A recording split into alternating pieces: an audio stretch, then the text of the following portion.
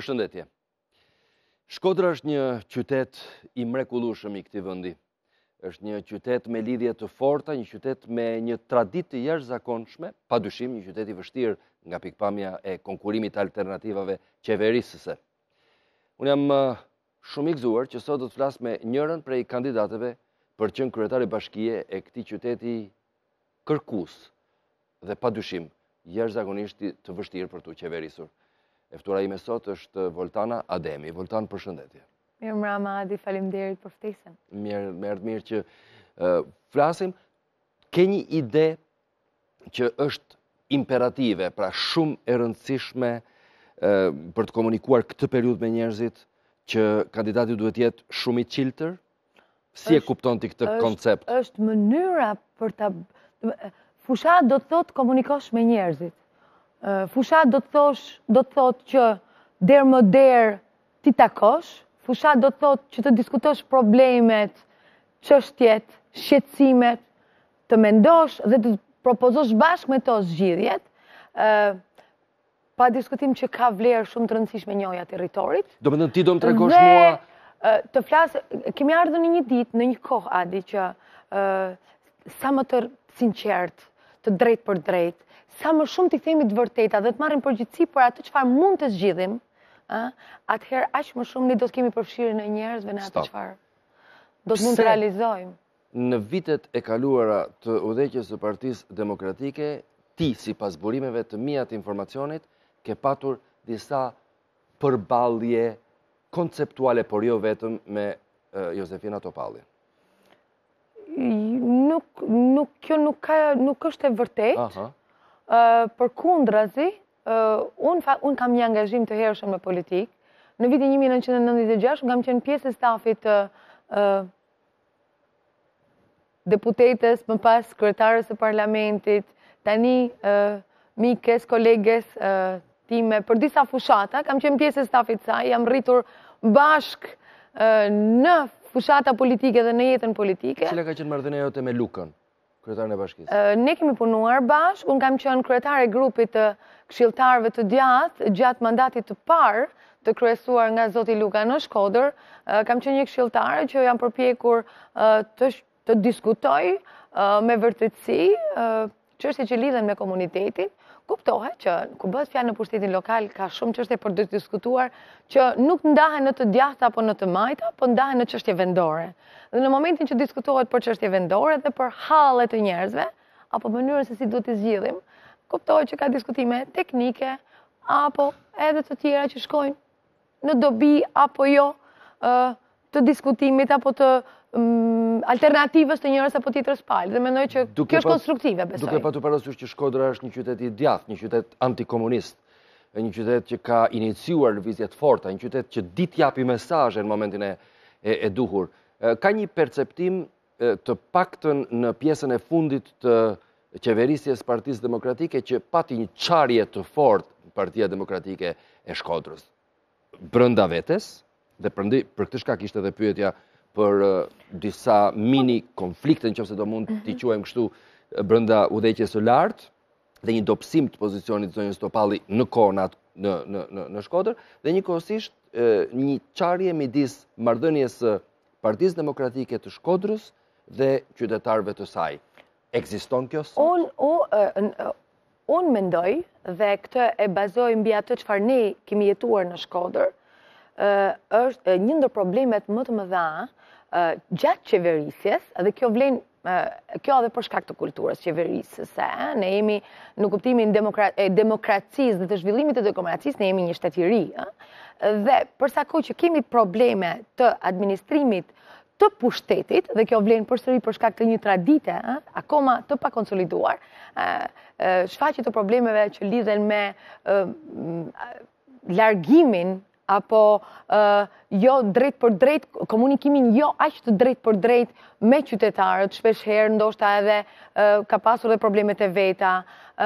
Fakti që konsumi I pushtetit është pjesë e kësaj. Nga ana tjetër unë dua të them edhe diçka. Ajo çfarë ka ndodhur në Shkodër në vitin 2013, në zgjedhje, ka qenë shumë e rëndë, është përsëritur edhe në zgjedhjet vendore në disa qytete të tjera të Shqipërisë, rasti Korçës ka qenë ekselent. ka treguar për blerjen e votës. Dhe blerja e votës ka qenë e qëndësishme. Pra, bashkohen disa faktorë që lidhen pastaj normalisht me një rezultat që nuk ishte ai i pritshëm për të gjithë qytetarët, për Partinë Demokratike, për ne, pavarësisht problemeve apo vështirësive apo çështjeve të tjera që meritonin një vlerësim territorial për të adresuar dhe që patën edhe objekcione nga vetë qytetarët përmes votës. Ta pranoj këtë dhe në fakt ka bërë një përshtypje, sidomos në rastin e Korçës, kur njëri nga televizionet më të shikuara në vend e ka deklaruar, e ka nxjerrë në ekranin e tij atë procesin e blerjes që nuk është gjë tjetër veçse në një kuptim një vjedhje e votës nëpërmjet pares.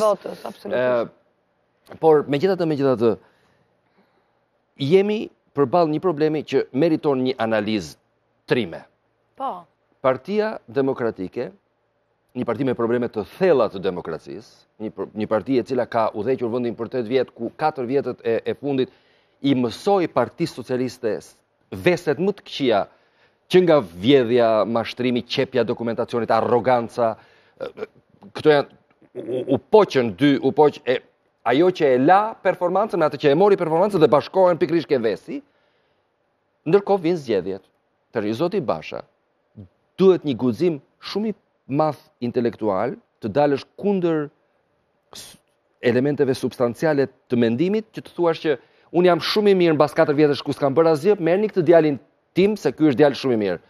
Njëkohësisht kam idenë që mbas zotit Luka, me problemet që zoti Luka aktualisht është duke u përballur, më duket trimëri e madhe ti thua shkodranëve që, shiko, mbas gjithë këtyre vjetëve që kemi udhëhequr ne dhe praktikisht nuk kemi bërë ato që donim, më besoni prapë mua se unë jam gjithashtu shumë e mirë.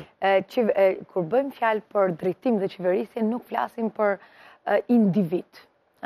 Flasim për grup, flasim për politik, flasim për platformë, flasim për mundësi për zgjidhje, flasim për investime, flasim për zgjidhje strategjike e me radhë. Dhe kjo do të thotë qeverisësh në fundit.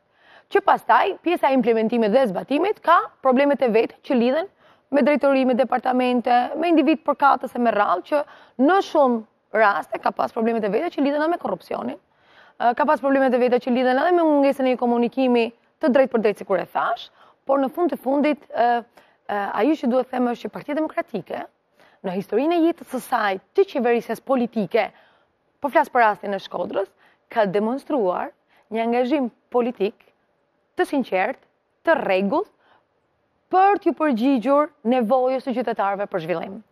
Kjo ka ndodhur në Shkodër gjatë viteve të qeverisjes Partisë Demokratike, në ndryshim nga ajo çfarë duket që nuk ndodh asnjëherë përsëri në historinë e Shkodrës nga qeveritë e majta.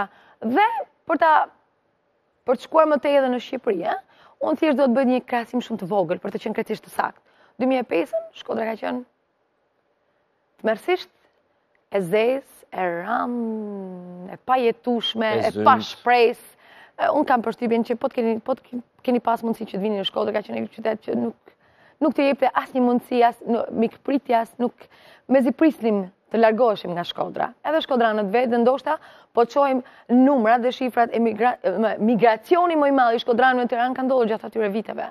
Çfarë ka ndodhur gjatë viteve 8 viteve më pas në të gjithë Shqipërinë dhe jo vetëm në Shkodër, vëmendja për të zhvilluar vendin strategjikisht, me investime të rëndësishme, me punë, duke dhënë mundësi liri sipërmarrjes, ka qenë një politike djathtë, e ndjekur nga Partia Demokratike, por ka pasur edhe problemet e veta në administrimin, në menaxherial, që ka pas impaktin e vet edhe tek votuesit.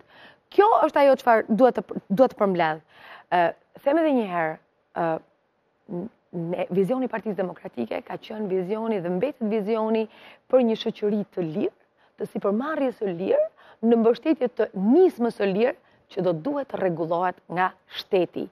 Kjo është ajo që kjo është platforma jonë vendore, gjithashtu, dhe ajo përsëri në të cilën ne kemi çaluar, është fakti që reformat rregullatore, pavarësisht se kanë pasur zhvillimin e vet shumë të madh vetëm nga qeverisja e Partisë Demokratike gjatë viteve të demokracisë, do të duhet të kishin ecur edhe me më shumë intensitet për t'i paraprirë zhvillimit të territorit që kërkohet nga njerëzit. e ke, se më vjen them e ke një, Po, a e ke digjuar që zoti Tom Doshi ka për një deklarat shumë interesante dhe ka thënë që Voltana Ademi fiton në Shkodër, e cila tingëllon konstatim dhe natyrisht një lloj mbështetje indirekte. Çfarë konkluzioni personal ke nxjerrë ti nga kjo? Pra është e rëndësishme që Doshi e thotë? Ajo që unë kam kërkuar në nivelin vendor është vota e të majtëve dhe të djathtëve e të gjithë banorëve të Shkodrës për të votuar alternativën e propozuar nga Voltana dhe Partia Demokratike, Alianca Popullore për Punë dhe Dinjitet. Ajo që ne kërkojmë përmes fushatës tonë elektorale, po, do të dalë, në mënyrë direkte, është që unë kam ardhur në kandidimin për kryetare bashkie, duke lënë pozicionin e deputetit, por edhe si një nevojë, kam ardhur si një nevojë e shprehur si një dëshirë e shprehur nga qytetarët për të kandiduar në Shkodër dhe për të pas kryetare Voltanën. Dhe kjo faktohet jo vetëm nga përfshira e njerëzve në fushatën tonë elektorale, por sidomos edhe nga angazhimi i tyre për të fituar Bashkinë e Shkodrës dhe për ta fituar unë. Të bëri deklarata e zotit Doshi. Këtë ndjesi e kam, çështjet që lidhen pastaj me marrëdhëniet e brendshme të PS-LSI nuk janë çështje që lidhen me Partinë Demokratike në këtë rast dhe nuk mendoj që janë pjesë e një procesi elektoral në Shkodër, absolutisht. Okej. Natyrisht që Shkodra do të bëhet një, le të themi, një arenë ku edhe pse në pamje të parë do të përballen dy zonja, ku pola që e mbështjell marrëdhënien është në fakt një deklarate përsëritur e kryeministrit Rama, sipas të cilit gjithmonë shpreha përfundon në keni kujdes ju komunitetet e qyteteve të mëdha e të vogla, në qoftë se nuk votoni njerëzit e aleancës qeverisëse, atëherë nuk do të ketë një kontinuitet pushteti i cili nga qeveria qendrore të ketë mundësi nëpërmjet fondeve mbështetjes ta zhvillojë qytetin, po kjo mund të shërbejë si një impas për ta bllokuar qytetin. Mendon që qytetarët e Shkodrës mund të bëhen aq pragmatistë sa të thonë ne jemi shumë të djathtë, Voltanën e kemi vajzën tonë, po më mirë po zgjedhim të vajzën tjetër, e cila minimalisht e ka shumë mirë me LSI-n dhe relativisht mirë, po mendoj mirë, fort, mbështetur edhe nga qeveria vendore. Ka mundësi të ndodhë kjo? Padyshim që është e kundërta. Ti thuash në Shkodër dhe në Shqipëri njerëzve, qytetarëve të tu, për të cilët manë përgjegjësi në atë çfarë i ofron përmes qeverisë tënde, që nëse ndodh kështu, unë do të bëj kështu, është një formë e dhunës shtetërore përkundrejt të drejtave të votës së lirë dhe shprehjes së vullnetit të lirë të njerëzve. Për të rikthyer çështjes që lidhet direkt me zhvillimin e vendit dhe asaj çfarë po ndodh në Shqipëri gjatë këtyre 2 viteve. Gjatë këtyre 2 viteve në fakt kemi një ndrydhje të ekonomisë, kemi rritje të papunësisë, kemi largim të njerëzve, kemi rritje të barrës fiskale dhe zgjedhjet vendore shihen jo vetëm si zgjedhje vendore për qeverisjen vendore, shihen edhe si zgjedhje nga njerëzit, shihen si zgjedhje vullneti politik për të shprehur. Që do thotë që nëse ne kemi politika të tilla që shkojnë drejt një regresi në zhvillimin e vendit, të reflektuar kjo edhe nga shumë analiza apo edhe vëzhgime që janë bërë, është mundësia për të dhënë me vot vullnetin për një alternativë liberale në shërbim të njerëzve, facilituese, që lehtëson barrën fiskale, që jep mundësi për zhvillim, që është e hapur, është transparente, përgjegjëse. Si mund të pretendosh ti personalisht që o ta bësh këtë, në qoftë se momenti që ti do zgjidhesh kryetare bashkie zonjë, ti e ke shumë të qartë që marrëdhënia jote me qeverisjen, nga ku merr fonde, nga ku merr mbështetje, nga ku merr Do jetë në mos e blokuar jashtëzakonisht e vështirë. Jo, të bashkëpunosh me qeverinë është detyrim. Mund mos doj qeveria të bashkëpunoj me ty. Jo, po është detyrim dhe funksionon si kështu, sepse është detyrim dhe ligji. Kështu ishte në fakt edhe për qeverinë qendrore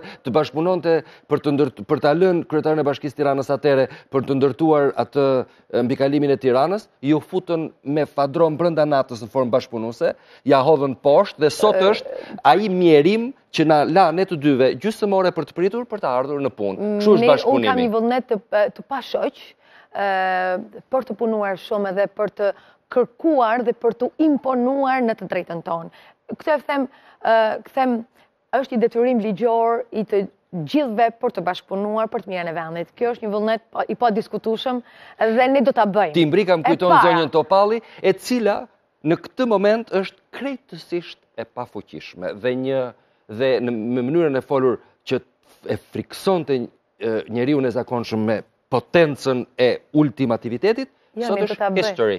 Zonjë, po sigurt mos ndodh dhe të mos jeni në gjendje që të jeni kaq e sigurt në momentin që do bëni kryetarin e bashkisë. Ju po flisni Adi për një projekt, për një. Të menaxhosh nivelin vendor është shumë më shumë. Që do thot është shërbim, dhe e di që do thot shërbim për pastrimin, gjelprimin, mirëmbajtjen e rrugave dhe për këtë ligji përcakton një autonomi vendore. Si mund ta bindim qytetarin që pastrimin zonja Ademi e bën më të mirë se zonja Bashdari? Një minutë. Atëherë, bëhet fjalë për shërbim ndaj njerëzve, dhe shërbim ndaj njerëzve janë financat vendore, ne po flasim për një strukturë të decentralizuar të pushtetit që ekziston. Shpresojmë që të çohet më tej, pavarësisht se nuk është bërë asgjë gjatë këtyre 2 viteve, por ne do të punojmë. Normalisht kemi vullnetin politik edhe si parti për të ecur më tej, mbështetur edhe nga komuniteti ndërkombëtar, e kemi dëshmuar, do të vazhdojmë ta dëshmojmë këtë. Autonomia vendore, pushteti vendor ka një autonomi të caktuar, të përcaktuar me ligj. Pra, ka financat e veta, ka të ardhurat e veta të përcaktuara përsëri me ligj, dhe bashkërisht me njerëzit do t'i vendosin këto. Po pse zoti Basha ishte kaq i pakënaqur dhe tha që ne nuk na ndihmuan të bënim Tiranën, kur ai kishte këto gjëra. E vetmja mundësi për të pasur angazhim tjetër nga qeveria bëhet fjalë vetëm për projekte madhore, që në fakt në Shkodër nuk kanë munguar dhe përgjithsisht fondet që vinë për projekte të rëndësishme, vepra të rëndësishme, janë vepra që nuk kanë ardhur nga buxheti i shtetit. Këto 2 vite as pak, në asnjë vend të Shqipërisë janë projekte që vinë nga donatorë ndërkombëtar. KFV-ja duhet të kujtoj në Shkodër, Banka Botërore në Shkodër, Kooperacioni Zviceran, Kooperacioni Gjerman, Kooperacioni Italian, Fondi Shqiptaro-Amerikan në Shkodër, që janë fonde që në fakt kanë ardhur në Shkodër gjatë historisë së zhvillimit të Shkodrës, jo vetëm për faktin e një vullneti politik. Kanë ardhur në Shkodër edhe për shkak të kapacitetit absorbues që ka pas Shkodra për të shkruar projekte të mira, për të pasur impakt, për të treguar që ne i realizojmë dhe për të pasur mundësi për t'i thithur dhe për t'i investuar. Është shumë e rëndësishme.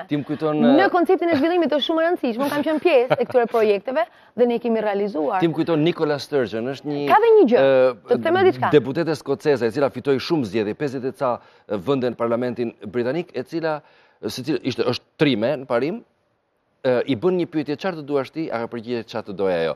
Krejt normal. Nuk është kështu. Po kam nevojë për pak analizë. Të them edhe diçka tjetër. Në kuadër të procesit të integrimit, autokratik, autokritike.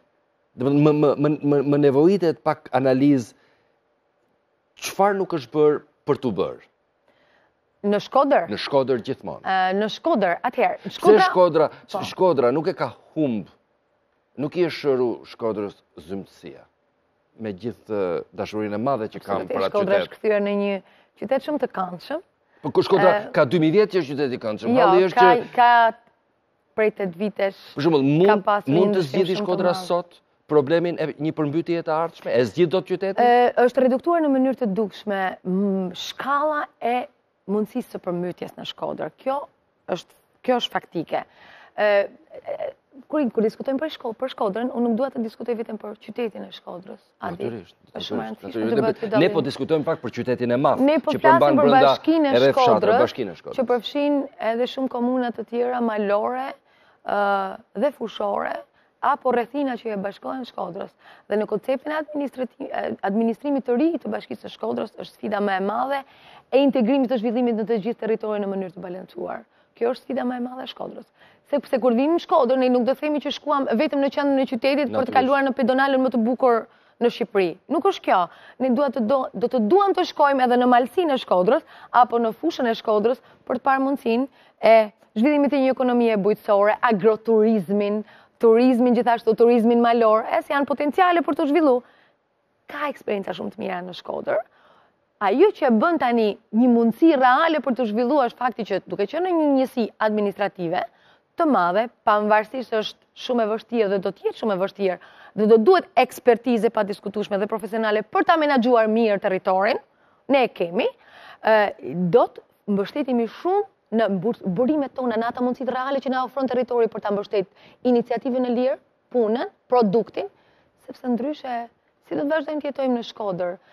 Kur bëhet fjalë për një qytet të mirë, qyteti i mirë është ai ku kam ujin e pishëm, kam ajrin e pastër, kam mundësinë të fitoj, kam mundësinë të punoj, kam mundësinë të tregtoj, kam mundësinë të jemi sigurt dhe janë aspekte dhe kam mundësinë që të kem shërbimet e mira të ofruara nga pushteti vendor, sepse është pushteti më afër njerëzve pushteti vendor, dhe i kam ato në kohë reale dhe në mënyrë transparente dhe drejt për drejt. Kjo do të thotë për ne të qeverisë është në nivel vendor dhe këtë do të bëjmë. Çfarë ndodh zakonisht? Qytetari i lodhur nga jeta e përditshme, qytetari në çdo vend të botës.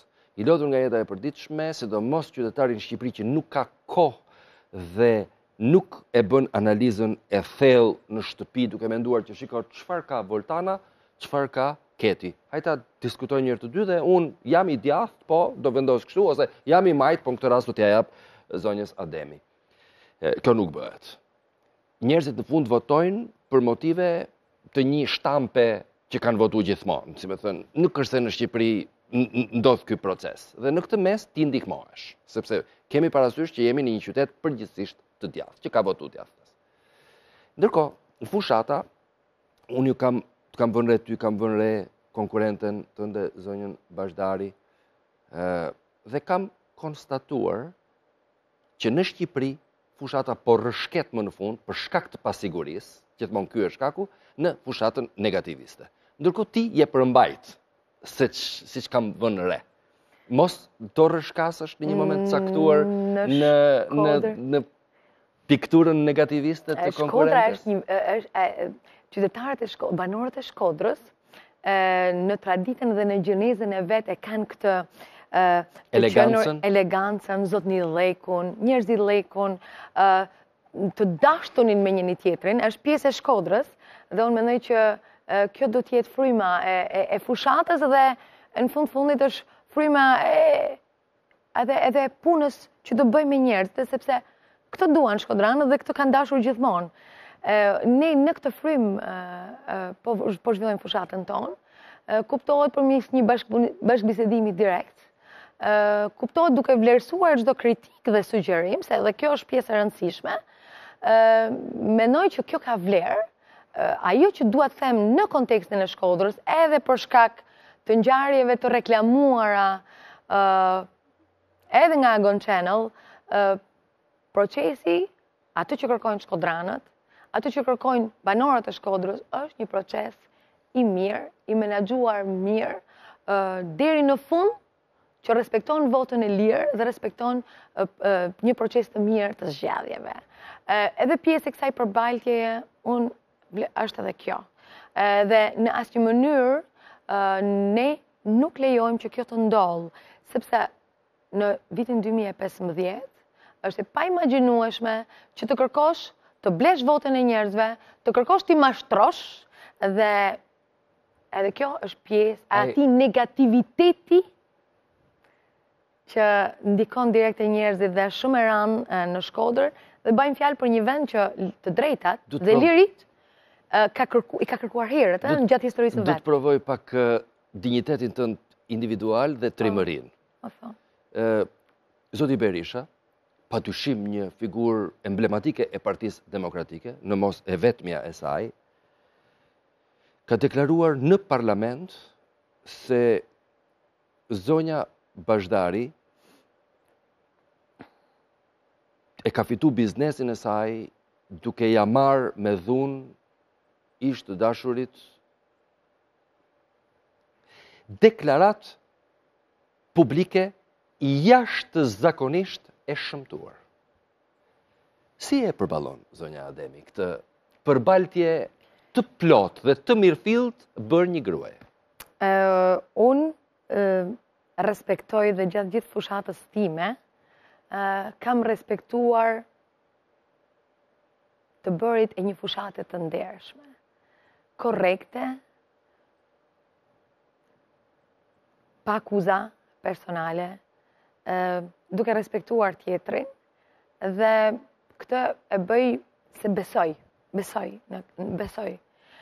Ne duhet jemi në një shoqëri që duhet diskutojmë për alternativat.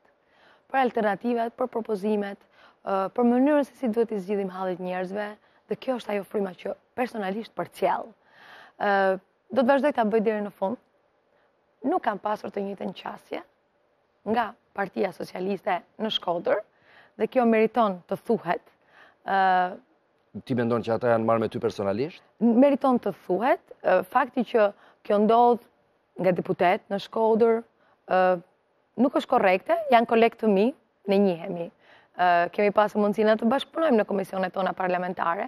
Unë pa i jap si rast për të treguar që pavarësisht politikës, pavarësisht diskutimeve, pavarësisht gjithçkaje, ne jemi në qytetin ku duhet të konkurrojmë për vlera. Ne jemi në vendin ku duhet të konkurrojmë për alternativa, dhe në vitin 2015, në një situatë goxha të lodhur, në aspektin e një shprehje që po vjen e reduktohet, ne duhet punojmë shumë për të bërë më të mirën për vendin, për të mirën për Shkodrën. Kjo është ajo fryma që unë përcjell personalisht. Dhe mendoj që me këtë koment, ju përgjigja pyetjes tuaj, duke treguar që lojaliteti, korrektësia, është pjesë e ime dhe unë do të vazhdoj ta bëj deri në fund. Okej. Duhet të qëndrojmë në këto minuta të mbetura të intervistës tonë, duhet të pyes për disa mendime të tuat personale në raport me disa probleme që një qytet i madh me gjithë rrethinat si Shkodra aktualisht gjithmonë shoqërohet për fat të mirë o të keq, me problematika pozitive dhe negative. Fjala vjen. A është sot, në momentin që flasim, Voltana, të rezulton ty Shkodra një qytet ku njerëzit e besimit katolik dhe njerëzit e besimit islam kanë kriju një qarje e cila do duhet të adresohet me mençuri nga qeverisja e ardhshme e qytetit? Ka një realitet që të bën përshtypje, apo situata atje është pozitive me harmoninë e përfolur klasike? Shkodra historikisht ka qenë... Pra nuk ka një thellim të ndasisë. Shkodra mbetet është vendi i ekselencës në aspektin e të qenurit mirë bashkë dhe të jetuarit mirë bashkë në komunitet. Dhe kjo nuk bëj fjalë vetëm për dallime fetare, religioze, po bëj fjalë edhe për dallime politike, krahinore. Zotëritën Shkodrës kanë pasur gjithmonë marrëdhënie me Malsin apo me zonat ku kanë pasur pronat e veta dhe kanë bashkëpunuar me komunitetet të tëra. Shkodra ka një histori në fakt të bashkëpunimit komunitar. Është lindur dhe është rritur e tillë në fakt. Familja ime rrjedh nga Hoti, për shembull, po ju jap një aspekt, domethënë, sepse kështu demografikisht zhvillimi i Shkodrës gjatë historisë së tillë, së saj ka qenë i tillë, domethënë. Dhe kjo përkundrazi, Shkodra është vendi i ekselencës në këtë aspekt. Unë mendoj që kjo e më fort, edhe i bën njerëzit të duhen dhe të respektohen edhe më shumë. Edhe unë e shoh si potencial, e shoh si pikë të fortë këtë. Gjakmarrje? Është ndër problemet e rënda në Shkodër, jo vetëm në Shkodër, në gjithë Shqipërinë, në të gjithë Shqipërinë. Ka ardhur të reduktuar në vite. Pse? Pse është reduktuar? Unë mendoj që është reduktuar sepse vjen edhe me traditën edhe me rritjen, me vetëdijen, me vetëdijen, me formimin, pa diskutim, me mundësinë e integrimit të një shoqërie civile. Respektimi i ligjit ka vend për të implementuar dhe për të zhvilluar në Shkodër edhe në të gjithë Shqipërinë. Dhe në këtë aspekt rolli i shtetit duhet jetë më i madh. Zbrazja e fshatit, ardhja e fshatarëve në qendër të Shkodrës, ndryshimi cilësor, një lloj, nuk dua të jem racist, por e konsiderojnë ata që merren me këtë punë një lloj katundarizimi të qendrave të qyteteve, duke ulur nivelin e përgjithshëm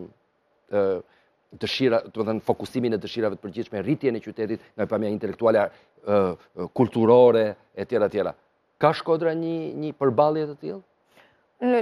Si në çdo qytet tjetër, lëvizje demografike kanë ndodhur. A ka qenë problematike? Është problematike? Unë e kam parë problematike vetëm në aspektin rregullator, të qeverisjes. Dhe kam fjalën këtu qoftë për qeverisjen vendore apo qeverisjen qendrore, që vazhdon të ngelet sfidë për Shqipërinë kjo. Dhe sepse shteti përsëri po them, ne kemi ecur me reforma rregullatore, planifikim urban, planifikim strategjik të investimeve strategjike për të krijuar një hapësirë infrastrukturore të mundshme, të gatshme për zhvendosjet, për një jetë më të mirë. Është përmirësuar dukshëm në Shkodër kjo, edhe në zonat që ka një dënësi më të madhe të gjithë migrantëve, që kanë ardhur nga zonat të ndryshme për një jetë më të mirë. Të emigrantëve të brendshëm. Është normale, dhe ka ndodhur në Tiranë, po ndodh në Tiranë, në çdo vend, ndodh në të gjitha vendet e botës, domethënë, aty ku ka më shumë punë, ka një dënësi më të madhe në këtë aspekt. Qyteti i Shkodrës ka një peshë të rëndësishme. Megjithatë, ajo çfarë ka ndodhur gjatë viteve në Shkodër është fakti që që gjithë shkodranët edhe që jetojnë në Tiranë, vinë në Shkodër dhe kthehen në Shkodër për të jetuar më mirë në Shkodër qoftë edhe për 2 ditë. Është shumë interesante kjo. Dhe përsëri kjo është fal edhe këtyre reformave dhe investimeve për ta bërë qytetin të jetueshëm, të pranueshëm, të mikpritshëm, të dashur, të rregullt. Dhe bëhet fjalë për cilësi jete në fundit. Dhe fakti që është ky impakt, mendoj që kjo është një pozitivitet. Ajo që mbetet për të bërë tani, është përsëri në kuadër të një integrimi dhe zhvillimi të balancuar, është që ne të bëjmë të mundur që në zonat sidomos të varfra, rurale, t'i mundsojmë njerëzve atje që të jetojnë më mirë. Kjo mbetet sfidë. Çfarë ka ndodhur? T'ju marr një rast në Dukaqin, për shembull. Ne kemi lagje të tëra në Shkodër, të sistemuara mirë, vila, të ndërtuara me shumë forcë, me shumë mund nga njerëzit atje, shkolla ku shkojnë fëmijët tanë dhe investojnë këto komunitete, po të shofësh një studim të bërë nga një organizatë ndërkombëtare, të gjithë familjet e ardhura në Shkodër investojnë shumë për formimin e fëmijëve të tyre. Janë nga Malësia, janë nga fshatrat që janë afër Shkodrës, dhe kjo fakt tregon një vullnet për të përfshirë dhe për të integruar që është forcë për Shkodrën. Çfarë ka ndodhur në zonat malore? Në zonat malore, familje që vazhdojnë të jetojnë atje, vuajnë varfërinë, sepse nuk e kanë pasur mundësinë qoftë të zhvendosen apo të gjejnë një mundësi alternative për një jetë më të mirë. Mbetet sfidë për pushtetin vendor në këtë rast, pa diskutim edhe për pushtetin qendror, zhvillimi dhe krijimi i mundësive për të mos abandonuar, por për të zhvilluar. Rast ekselent është Thethi. Thethi në Shkodër është një ndër zonat që ka qenë i varfër. Para edhe 4 vitesh nuk shkoje dot në Theth. Tani është bërë një ndër vendet me atraksion, jo vetëm për Shkodrën. Kulturor, turistik. Jo vetëm për ju, por për të gjithë, për të huajt. Dhe imagjinoni bëhet fjalë për një territor që të gjithë ata banorë jetojnë në Shkodër, ja jetojnë në lagjen, ngjitur me lagjen time, ne jemi bashkë në një lagje. Në mos gaboj, nuk është bërë plotësisht rruga deri atje. Rruga ka shkuar deri në Bokë, të vazhdojmë prapë, ta mbaroj. Ajo që ne, që pushteti vendor aktualisht kryen, është dhe këtë do ta bëjmë edhe më mirë, sepse meriton të ketë një vëmendje më të madhe, është mirëmbajtja dhe vendosja në një qarkullim të lirë të gjatë gjithë vitit të asaj rruge. Kjo është primare, është emergjente, pastaj vazhdimi për investime do të jetë thelbësor për t'i dhënë një jetë më të mirë Thethit. Kemi një marrëdhënie me të vërtetën shumë të veçantë si popullat ne. Po. Kur vjen faza e zgjedhjeve, në momentin e parë, sot njerëzit e zakonshëm në Shqipëri e fajsojnë klasën politike apo kandidatët për të zgjedhur, në rasti konkret si kryetar bashkie, që bëjnë premtime të kota, ose premtime të tepërta, ose premtime të kalkuluara për të manipuluar gjendjen emocionale të njerëzve. Edhe kështu ndodh. Dhe kështu në fakt nuk është se kjo mund të kriminalizohet, sepse është pjesë e fushatës, ti do thush, një pjesë do t'i mbash, një pjesë nuk do t'i mbash. Dua të pyes ty, në përfundim të kësaj bisedës tonë, zonja Ademi, Mjeda,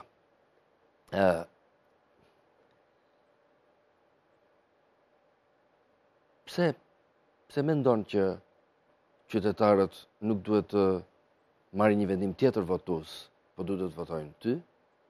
Dhe cilat janë 4 elemente të forta të veprimtarisë ardhshme, të cilat e di shumë mirë që ti nuk do t'i braktisësh, si që kanë braktisur shumë të tjerë ato që kanë thënë, ose nuk i kanë kryer keq, e kanë ndruar prioritetet, nga dëshira për të bërë diçka, kur vjen ke qefi i pushtetit të kryetarit, disa prioritetet tjera vinë, e marrëdhënie me grupe interesi, e historira shumë të komplikume që ti i njeh më mirë se sa unë. Pra, 4 elemente, të forta. Adi, unë vi nga një eksperiencë shumë e mirë me pushtetin vendor. Edhe në reformimin e punës në pushtetin vendor, dhe mënyrën se si duhet menaxhohet pushteti vendor, dhe mendoj që kjo është një pikë e fortë e imja. Unë kam pas rastin që të përpiqem bashkë me njerëzit të mund të ndryshoj mentalitetin e të qeverisurit bashkë. Edhe mendoj që kjo është sfida. Bashki, komun, do të thotë të qeverisësh bashkë. Dhe të qeverisësh bashkë do të thotë që të marrësh vendime bashkë, të përfshish njerëzit, të komunikosh, të ndash me ta financat, të llogaritësh me ta impaktin, do bëjmë këtë se është më e mira tani, apo do bëjmë këtë tjetrën. Do harxojmë këto para kështu, apo do i harxojmë ashtu. Ja vlen të investohemi në këtë drejtim, se do kemi më shumë para të ardhura për familjen, apo ja vlen të bëjmë miliarda lek, një investim të kohë që shkon për 2 veta apo 3 veta përfitues. Një komunikim i vazhdueshëm është prioritet, është thelb i qeverisjes që unë dua të promovoj. Një qeverisje bashk në vendimarrje është ajo që dua të promovoj. Është ndryshim mentaliteti. Do ta bëjmë dhe fillon nga pushteti vendor. Kjo është pika ime më e fortë. Tjetra, fakti që unë kam një eksperiencë të mirë, kam punuar direkt në menaxhim në pushtetin vendor, do të mund ta përdor mirë në mirë administrim. Pushteti vendor ka detyrë të rregulloj, të planifikoj, të gjej financa vendore, financa qeveritare, financa të huaja. Bashkëpunimi ndërrajonal në kuadër të integrimit evropian është një mundësi shumë e fortë e Shqipërisë tani, dhe të kesh kapacitetin, njerëzit e duhur, profesionist, administrata është pjesë e padiskutueshme, është kyç suksesi. Është kyç suksesi. Unë kam mundur ta bëj në disa njësi vendore, duke punuar me ato. Ço rrjedhshmëritë mendimit më jep gati frikën që kjo periudhë, duke qenë se ju ka bërë që takoni njerëz ditë për ditë dhe të përsërisni formula relativisht të të jap një rast, shoh një rrjedhshmëri motorike. Jo, të jap një rast të mirë në Shkodër. Ne kemi në Shkodër kemi promovuar instrument shumë të rëndësishëm që shkojnë përkundrejt kësaj që thash unë. Unë kam qenë në vitin 2003, unë kam qenë kryetare e Bashkisë Shkodër dhe për herë të parë në atë Shkodrën e varfër, ne kemi krijuar grupet e para komunitare të mbështetura nga UNDP-a, ka qenë një eksperiencë huaj në fakt, por iniciuar, personalisht e kam iniciuar, dhe bëhet fjalë për grupe qytetare të ndërtuara në vitin 2003 në Shkodër për të marrë vendime bashk dhe për të bashk financuar projekte bashk. Ka ndodhur në Shkodër në vitin 2003. Ka qenë eksperiencë që e kam nisur unë. Në Shkodër, ne kemi bërë zyrat e para, risi në të gjithë Shqipërinë, zyrat me një nalesë. Dhe duhet t'jap rastin Komuna Dajç, jap rastin e Bashkisë së Shkodrës, jap rastin e Komunës së Bushatit, Komunës së Kallmetit, kanë qenë pjesë e një aktiviteti tek e cila kam qenë ekspertizë, kam thënë ekspertizën për të modeluar një shërbim të drejtë për drejtë me qytetarin. Rasti i menaxhimit të emergjencave civile dhe përdorimi i këtyre zyrave për komunikimin, për informimin, sidomos në raste emergjencash, ka qenë rezultati dhe impakti duku ajo çfarë me të vërtetë kanë perceptuar njerëzit si të domosdoshme, si të nevojshme dhe kanë parë përfitueshmërinë. Domethënë, janë instrumenta që ne kemi fillu, ne kemi realizu, dhe të thosh që dhe kjo frym që unë përcjell, unë e kam ndërtuar, kam filluar të ndërtoj herët, kam punuar për këtë dhe mendoj dhe besoj ne do qeverisim mirë nëse qeverisim me njerëzit. Kjo është pika më e fortë që ne do të mbështetim dhe do ta bëjmë. Do të jetë është mënyrë, është mentaliteti i qeverisjes, është vizion për të qeverisur ndryshe. Ty të pëlqen poezia? Po, më pëlqen. Ti mendove tash që mund të bëja një pyetje me cëk, kështu që ndoshta me se e mendove pak bukur, po jo, e di pse të pyeta. Edhe tu shërbesh njerëzve, është një lloj është marrëdhënie. Poezie e pushtetit do të thotë. Është marrëdhënie. Të falenderoj shumë që erdhe në program. Më duhet të them faleminderit ty edhe kryetarit bashkisë së atëhershme të vitit të zymt 2003, sepse kur bashkë me mikun tim shumë të mirë e të dashur Pali Kuke organizonim ethet në Shkodër. Po.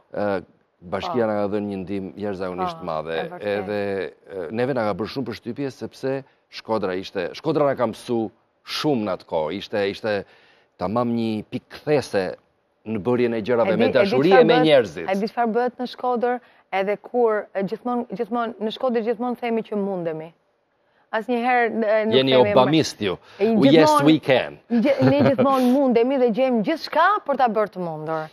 Duke të falenderuar shumë, prandaj të pyeta atë pëlqen poezia, duhet të qeras siç e bëj me gjithë ftuarit e mi këtu në mbyllje të programit, një poezi të Maya Angelout, I Rise, që në fakt i vlen të gjithë individëve që duan të bëjnë mirë, të gjithë forcave politike që din të shërohen nga autokratia dhe problematikat zhvilluese, të gjithë qyteteve që duan të rilindin, rilindje vërtet, jo problematike shqetësuese.